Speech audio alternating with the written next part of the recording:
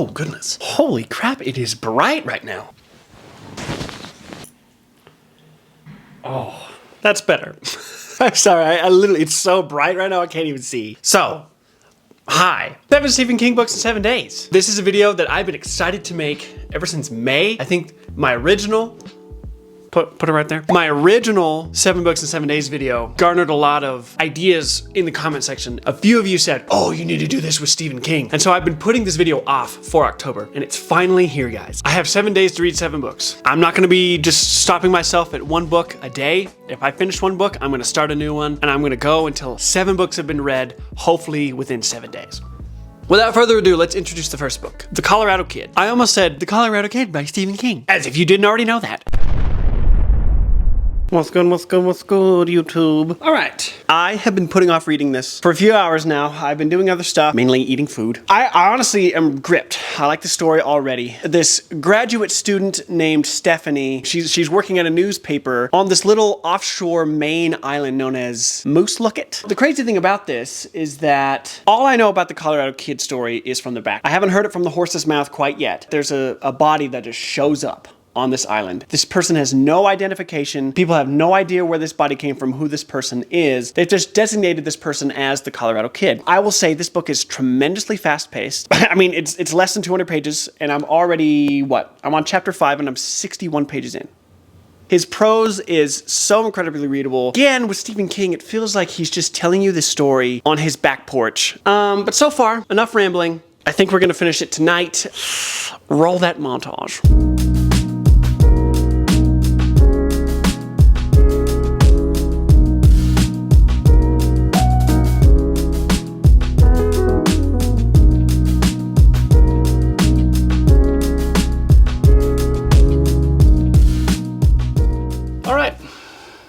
We're done. What you need, son? He's so proud. Get out of here. Get the freak out of here. Anywho, I'm done.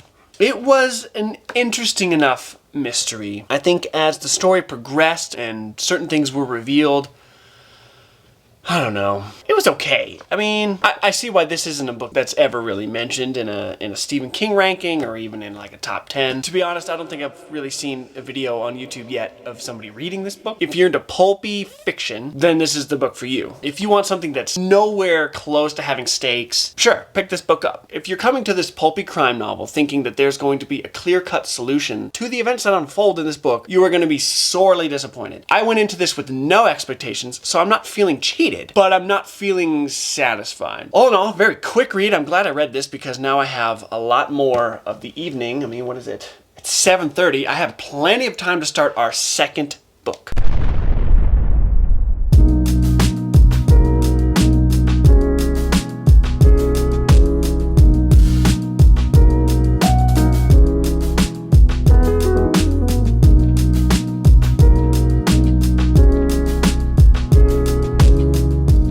It is a little bit later. Okay, so I started this last night and I read about the first 60 pages, which I think was the first part. I read part 1 last night. Immediately hooked, guys. This book is, I don't want to say it's infamous, but I think this story and the movie adaptation that came from it in terms of like some of the greatest work Stephen King has ever produced, The Green Mile is often cited. And this is definitely literary fiction, not horror at all, although a haunted prison would be kind of fun to see. I think the interesting thing about this book is that he's not basing any of the POV from the inmates. He's doing it solely from the perspective of the superintendent of The Green Mile, or this death row block. Paul Edgecombe is our man, and he is telling us this story years later when he's old and in a retirement home about a man that came to death row. He tells this particular story because it's something that sticks with him to this day, kind of haunts him. The Curious Case of John Coffey. I love Stephen King's literary writing. His literary fiction always just kind of hooks me in, draws me in from the get-go. He doesn't ever play games with it. He takes it so serious and he pulls it off so well. Page 133 on part 3. I think this book is... Oh, this book is 422 pages. That is super long to try to do this. Good thing I started it last night. The thing is, I'm delighting in what I'm reading, so that really helps. I'm having fun with it. Day 2, book 2, let's do it.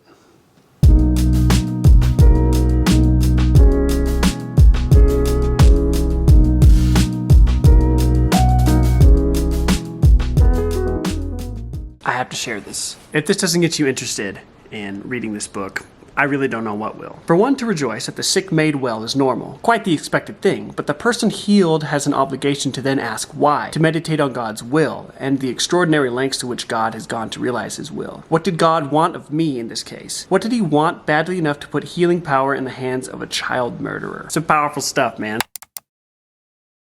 Oh boy. Okay, I've been reading for hours, dude. I'm finally on part 5. I'm on page 267. It's everything that I imagined it to be and more. I've seen the movie. I saw the movie years ago. Definitely one of the more impressive Stephen King adaptations. Most Stephen King adaptations tend to end up campy. If you're unfamiliar with this, you can go see that movie, check it out. If that gets you interested, totally check this book out. But this book does not disappoint. It pulls at all the right heartstrings. Stephen King has done a fantastic job of making you believe that you're in the time period that you're in. I mean, this is in 1932, early into the Great Depression. You just have to sit back and be amazed at the amount of dedication that Stephen King puts into his research. It just feels genuine and authentic. His storytelling is just so fluid. Just finished the section of the bad death of Edouard Delacroix. I did not know that I could be on the edge of my seat reading about a man literally frying to death because the execution was done wrong. And as gruesome as it was, I'm just in awe because of how well it was executed on the page. This may be one of those stories that only Stephen King could have written. How much do we have left? Got a little bit farther to go. 422 pages. What did I say that I'm on? A little less than 160 pages left. I've got plenty of time. I will stay up if I have to because dedication to the video, dedication to the challenge is key.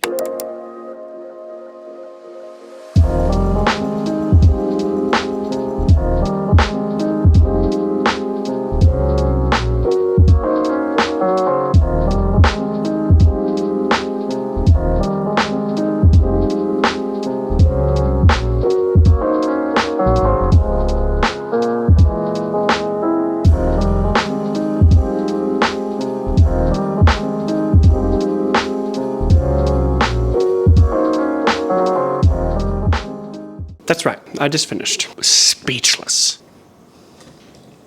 I didn't like the lighting. Speechless. Absolutely freaking speechless. This story is just so impactful. It was much better than what I thought it was going to be. I thought it was going to be fine. I thought it was going to be good. I didn't know it was going to be great. Okay? This is a spectacular book. Stephen King just explores things in a way that nobody else does. I swear that's why he's one of the best, if not the best. You know what I'm saying? I'm going to be thinking about this one a lot. I'll see you tomorrow when we hit the next book. Hi. It's the next day. Yeah, I shaved. We're not going to mention it. It's not important. Started the next novel. Yeah, later by Stephen King. I don't know why I said by Stephen King because this entire video is about Stephen King. Moving on. Later, it's a crime novel where the main character, a little 12-year-old boy named Jamie, can see and talk to dead people. It's interesting. I'm getting a little bit of a Sixth Sense vibe here, obviously. But I'm also getting like a Beetlejuice vibe because when the people die, the boy sees them in the state that they were in when they died. So if they died in a bloody way, he sees them bloody. His mother knows this secret. They keep this between themselves. Of course, she's always been a little skeptical, but she comes around fully eventually. There's another one of them short boys, freaking, I think it's like 240 something pages. I'm already 81 pages down. I sat down to read and like an hour goes by and yeah. I think it's the most I've ever read in one sitting ever in my entire life. I have been sleeping on his crime fiction.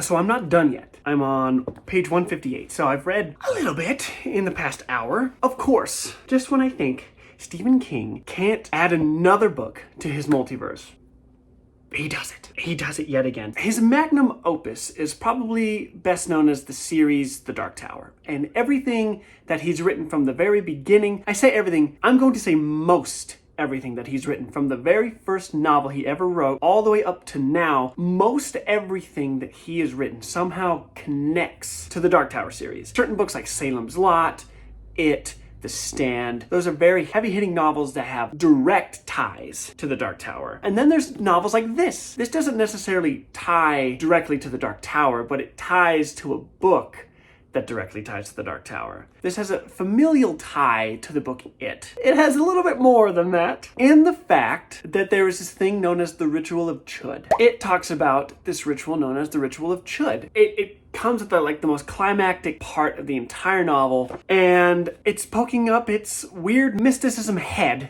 in this book as well. I'm just so happy. I feel like I can't collect my thoughts because I'm just so floored. I have less than 100 pages left. So let's see if I can't do this before Ashlyn and I go camping.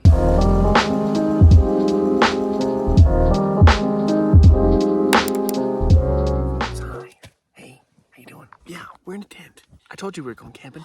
It's late at night and I finished later. I forgot to tell you. And I forgot to even update you. The ending of that book was spectacular. Very interesting supernatural elements. I will say that was one of the best crime novels / horror novels I think I've ever read. A lot of people have been making a big deal about later in the comment section. Why did I put it off so long? That was a great book. If you're gonna learn anything from this video, go into Stephen King blind. Don't read the back, don't read it. Just pick up a book that looks interesting and go for it. We're moving on to the third book of this challenge. Dolores Clayborn. I'm pretty sure this is a murder mystery / horror.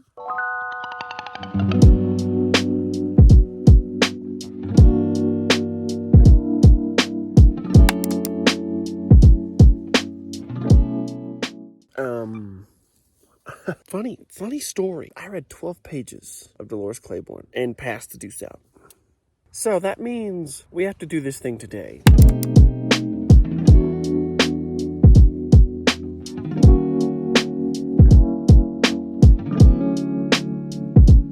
Ashlyn and I have been back from camping for a few hours now. We've just been kind of hanging out. I reread the pages that I read last night and this morning at our campsite. I'm now sitting at page 50. How'd that happen? One day these books are going to scalp me. It's told from first-person perspective of Miss Dolores. I think she's being interrogated. They're getting her account of a recent death. Previous to the timeline of this story, she was the caretaker of a woman named Vera Donovan? Vera Donovan. Well, Vera has just died. She somehow fell down the stairs in her mansion. A tricky thing is she was bedridden. Also, right before she died, she had willed all of her earthly possessions, money and all, to Miss Dolores. She's looking like a prime suspect for murder. Honestly, this feels like I'm sitting at a table talking to an elderly woman telling me about her life. The thing that's a little bit daunting is that there's no chapters. There are no chapters. There are not even breaks in between certain paragraphs. Dolores does this in one shot. But right now, this just feels like a really interesting mystery of how somebody that could not have died in the way that they did, died. Leave it to Stephen King to leave me guessing already.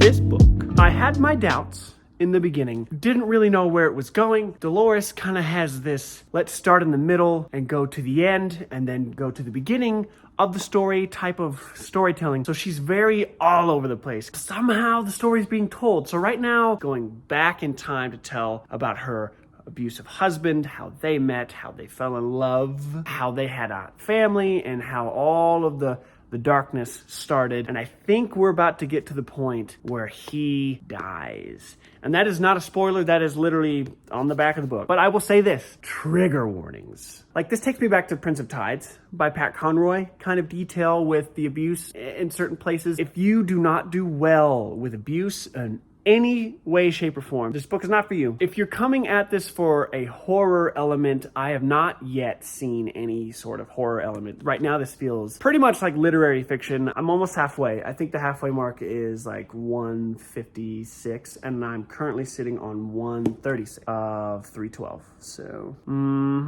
back to the old grindstone.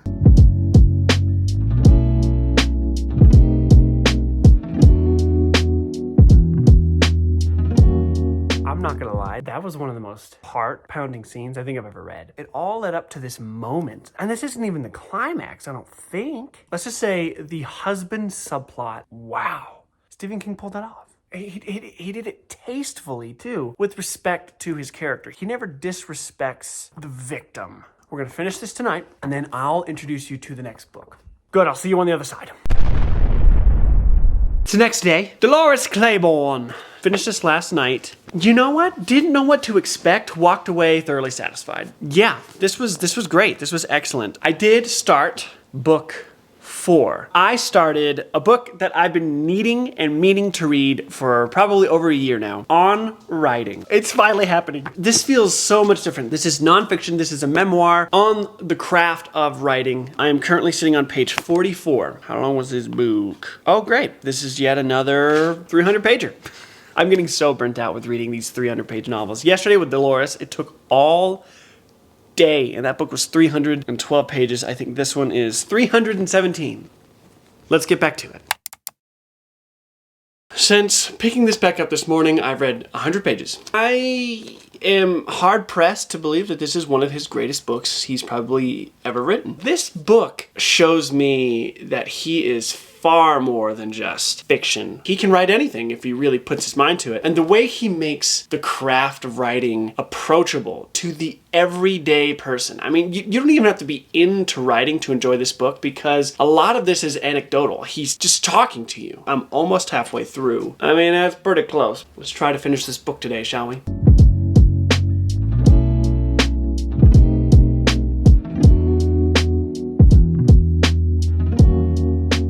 If there's one thing that draws me to a Stephen King novel, it is his characters. His characters don't feel larger than life. They feel like normal people. You know, people that you would come in contact with at the grocery store or walking down the street. The main reason why I keep coming back to his novels is, what kind of crazy person is he going to write today? Fascinating to me how he keeps going back to Misery. You can tell Misery is one of his favorite books that he's ever written. Annie Wilkes is psychotic, mentally unstable woman who holds an author hostage, but this is what he says about her. Annie Wilkes, the nurse who holds Paul Sheldon prisoner in Misery, may seem psychotic to us, but it's important to remember that she seems perfectly sane and reasonable to herself. Heroic, in fact, a beleaguered woman trying to survive in a hostile world filled with cockadoodie brats. We see her go through dangerous mood swings, but I tried never to come right out and say, Annie was depressed and possibly suicidal that day, or Annie seemed particularly happy that day. If I have to tell you, I lose. If, on the other hand, I can show you a silent, dirty-haired woman who compulsively gobbles cake and candy, then have you draw the conclusion that Annie is in the depressive part of a manic-depressive cycle, I win. And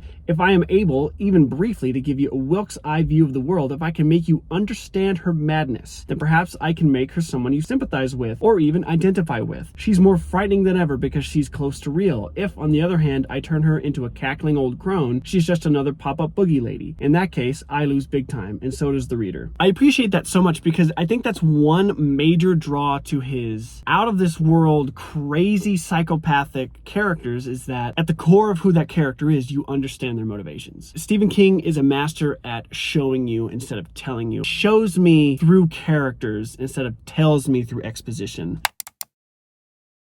I've just been sitting here talking for about 5 minutes, and I didn't realize that these stupid microphones weren't on. Are they on now?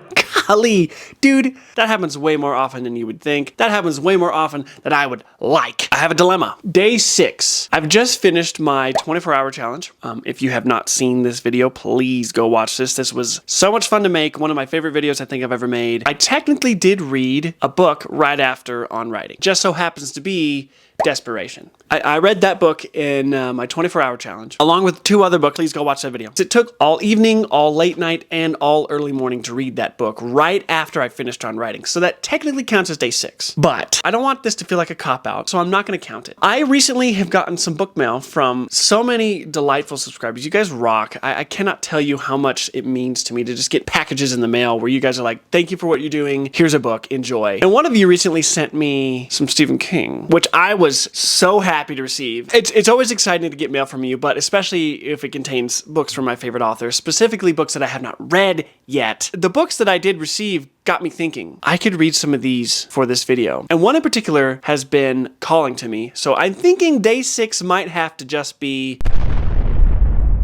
Misery.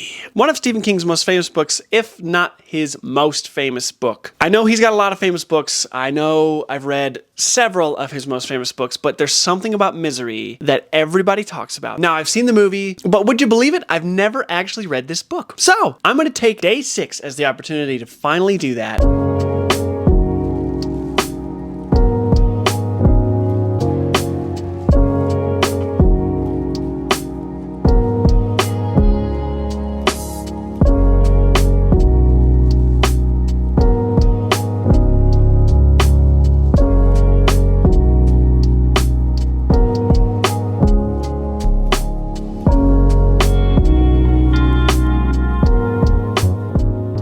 Hi, folks. It's been all day. Yeah. 116 pages in. I am behind. So you know what that means? We're staying up all night, baby. Before we do, I was stunned. I didn't realize we'd be starting the novel at Annie's cabin. I thought it would start with Paul getting in the car crash and then waking up at Annie's cabin.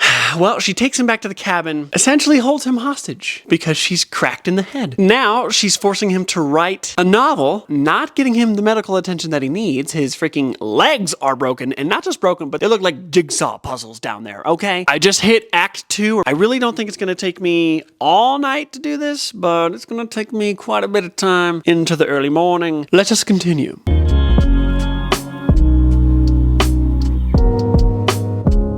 Misery. Over halfway through. We are trucking along. This book is so fast-paced, yet slow at the same time. The setting doesn't really change. It's just same four walls. I'm sure eventually that will change. It has been almost 200 pages of just Paul in the same room, day in, day out. I think this is probably the best characterization of manic depression that I've ever read. It's outstanding what Stephen King has accomplished with this character of Annie Wilkes. Like, you never know when she's going to snap, or when she's going to mend, or when she's going to say something outrageous, or if she's going to apologize. You just don't ever know. She's a ticking time bomb. King has done an excellent job of building the suspense in one character.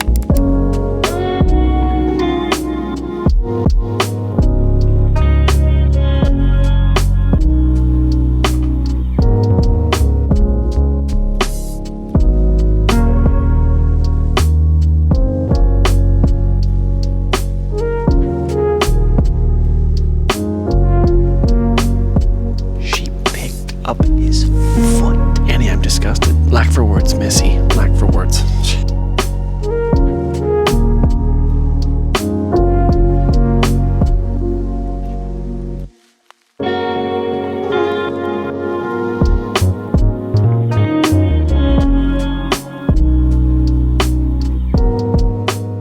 Are you kidding me? Are you kidding me? You can't end stuff like that. There's blood and broken glass and charred paper in there, ... But there's no one in that room at all. What are you talking about? And that epilogue. Stephen King, dude. I finished.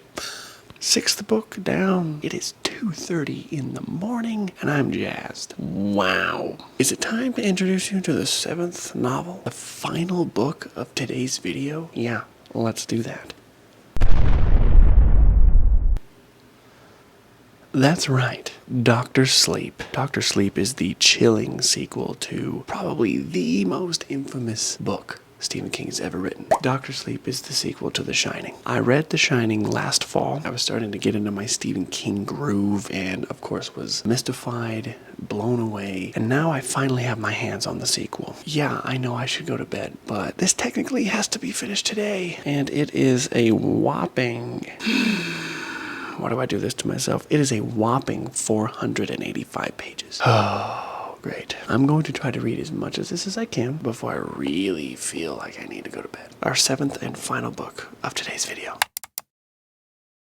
Good morning. Good morning. Last night I stayed up way too late. Dr. Sleep. I made it a fair way. I made it to page 152. Put a massive dent into this sucker. This has to be the most readable beginning to a book. I was hooked from the very get-go. Catching back up with a character like Danny Torrance is kind of surreal. The Shining was published in 1977. Danny Torrance was 5 with this ability known as The Shining. It's essentially telekinesis, honestly. Just in Stephen King's universe, The Shining is a power that can do an infinite amount of things. The beginning of this book, you pick back up a few months after the events that happen in The Shining, but then slowly and also quickly, he's 30. So he's in his 30s right now. He's kind of a drifter. He goes from state to state, town to town, just kind of trying to help people, but also, I don't know, it seems like he's just trying to not run away from his traumatic past, but he's trying to keep his mind off of it. And at the same time, we're getting the perspective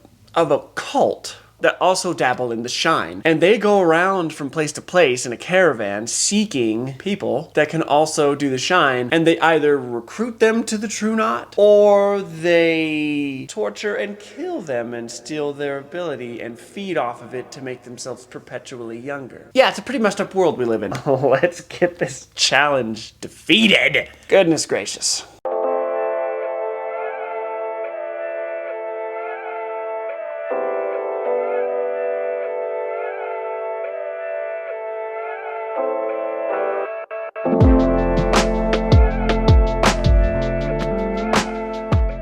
I need to update you before I keep plowing through this novel. Making some headway, bro. Page 202. I love the cult-like aspect to this book. I like how that adds such a level of intensity to this story. You think about The Shining. If you've read it, you know how absolutely twisted that book was. Think of, okay, if Stephen King were to write a sequel to that legendary novel, you know, what would it look like? Obviously, they can't go back to the Rocky Mountains because the way The Shining ended, it was final. There's nothing to go back to. How do we pick up with the story of Danny Torrance? I think Stephen King has done an amazing job of crafting who Danny has become as an adult. He has his demons. He has his trauma. He is known at his job as Dr. Sleep. Danny uses his abilities to help ease the passing of elderly folks or people who are on death's door as they die. The crazy thing about this is that Tony makes an appearance. And for those of you, again, if you've read The Shining, you know who Tony is. It's such a genius connection. There's so many threads between these two novels. It's just so well done. I'm really happy that this isn't trying to be The Shining 2.0.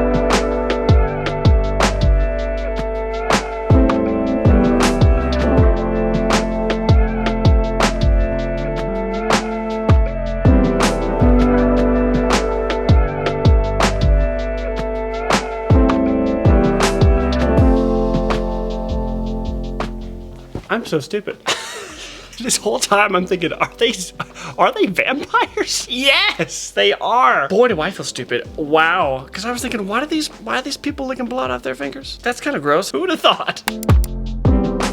We did it. I finished. Cannot believe it. It's 9 o'clock. That took all day and all night and all day and all night. Let's get a recap. This right here is what we did, is what we read. So let's recap it real quick and then I'll get you guys out of here. First book, The Colorado Kid. You know, to be honest, I don't really remember much of this. It is pulp crime fiction. I don't really remember. I think a body is found on the beach. You go back in time through the narrator to see how he was identified and see how the crime was committed. It's interesting how the crime was committed, but to be honest, very, very not memorable. 3 stars. Next, The Green Mile. Holy Toledo. Literary fiction about people on death row. Yeah, this is a tearjerker. This is emotional. The plot twists take you on a journey. If you're wanting something that's not scary, but that's thought-provoking, pulls at all of the emotional heartstrings. 4.75 out of 5. Next, Later, yet another pulp crime novel, but this honestly it's a horror novel. And in fact, it's not just horror, it's like Stephen King's cosmic horror. This has indirect ties to one of his magnum opuses,